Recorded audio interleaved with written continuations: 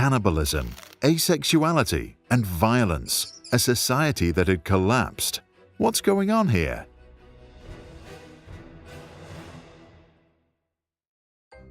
In 1972, John B. Calhoun detailed the specifications of a utopia designed for mice, built in the laboratory.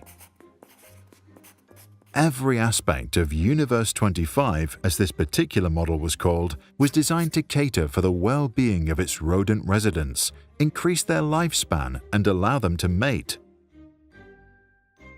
There was abundant food, water, and nesting material. The universe was cleaned regularly. There were no predators. The temperature stable. Paradise. Or maybe not. 4 pairs of disease-free mice selected from the National Institute of Health's elite breeding colony moved in on day 1. It took months for the rodents to familiarize themselves with their new world. Then they started to reproduce, and the population increased exponentially, doubling every 55 days. Those were the good times in paradise. Past day 315, more than 600 mice now lived in Universe 25, rubbing shoulders on their way up and down the stairwells to eat, drink, and sleep. Population growth slowed. Young ones found themselves born into a world with far more mice than meaningful social roles. Males faced a lot of competitors to defend their territory against. Many found that so stressful they gave up. Normal discourse within the community broke down, and with it the ability of mice to form social bonds. Lone females retreated to isolated nesting boxes on penthouse levels. Other males, a group Calhoun termed the beautiful ones, never sought sex and never fought. They just ate, slept, and groomed, wrapped in narcissistic introspection. Elsewhere, cannibalism, asexuality, and violence became endemic. Mouse society had collapsed. On day 560, the population peaked at 2,200 mice. A few mice survived past weaning until day 600, after which there were few pregnancies and no surviving young. As the population had stopped regenerating itself, its path to extinction was clear. The mice had lost the capacity to rebuild their numbers. Many that could still conceive, such as the beautiful ones and their secluded singleton female counterparts, had lost the social ability to do so. On day 920 was the last conception. The last mouse died on May 23, 1973, 4 years and 10 months after colonization. Calhoun later said that the creatures had died 2 deaths. The first was that of their spirit and their society. The second death was that of their physical body. It was not the first time the ethologist had built a world for rodents.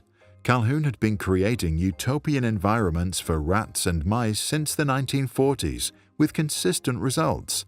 Overpopulation leads to explosive violence and hypersexual activity, followed by asexuality, self-destruction, and extinction. In his widely cited paper, Population Density and Social Pathology, Calhoun concluded, "No matter how sophisticated we are, once the number of individuals capable of filling social roles greatly exceeds the number of such roles, only violence and disruption can follow." He then referred to a phenomenon he called behavioral sync. Behavioral sync is our desire to be in the presence of others, to be conditioned to seek to be near others, and to be drawn to the crowd, in spite of the conflicts that this can generate. Drawing from Calhoun's popular research, social scientists started to call for restrictions on reproduction as the only possible response to the world's rising population. Calhoun himself was more optimistic about our future. He argued, as our physical space declines, we are forced to extend a conceptual space, our network of ideas and technologies. Later in his career, he turned to possible solutions and began to build creative universes that minimize the ill effects of overcrowding. What are your thoughts? Is overcrowding a danger for mankind, or does it only affect rodents?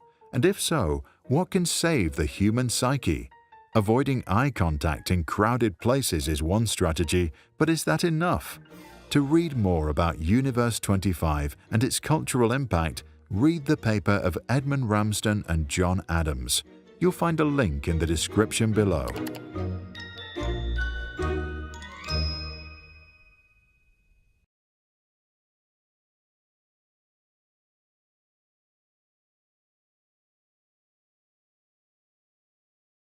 If you like how we explain complicated ideas in simple cartoon animation, you can support us. Visit patreon.com/sprouts.